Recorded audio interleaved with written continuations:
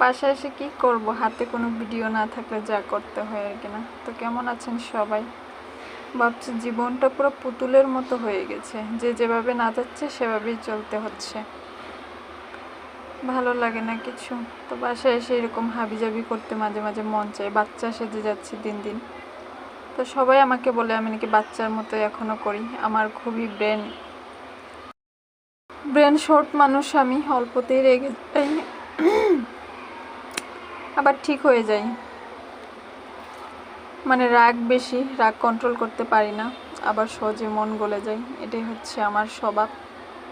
তো আমার কেন এরকম হয় আমি নিজেও জানি না।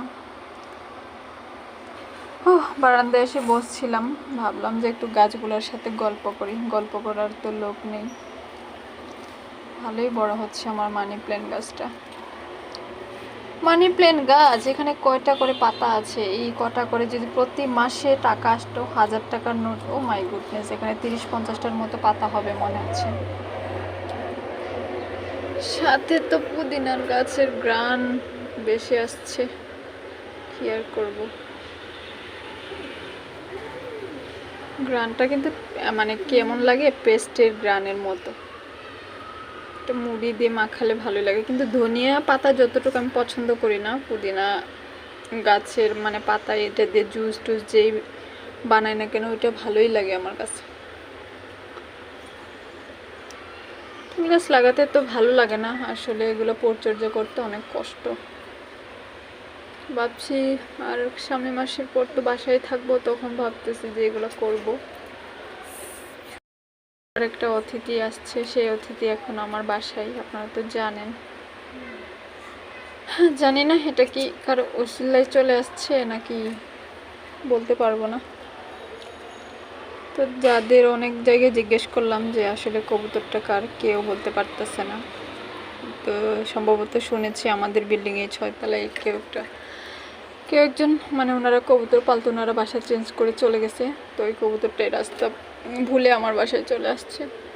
তো দুদিন এমনি ছেড়ে রাখছিলাম, দেখি উনি কোথাও যাচ্ছে না, আমার রুমেই থাকতেছে, বারান্দায় রুমে ওয়াশরুমে এদিক সেদিক ছোটাছুটি করে।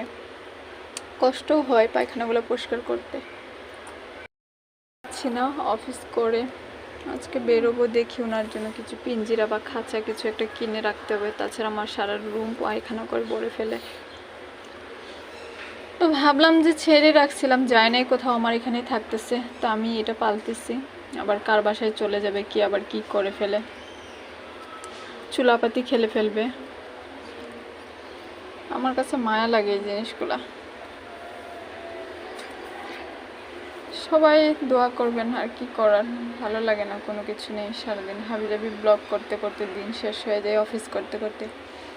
মানে নিজের যে ব্যস্ততার অফিস, সেটা দিয়ে সারাদিন যদি ব্লগ করতাম, তাহলে মনে হয় মানুষজন একটু হাই হুতাশ করে সাপোর্ট করতো আর কি না। এই আর কি বলবো, কিছু বলার নেই।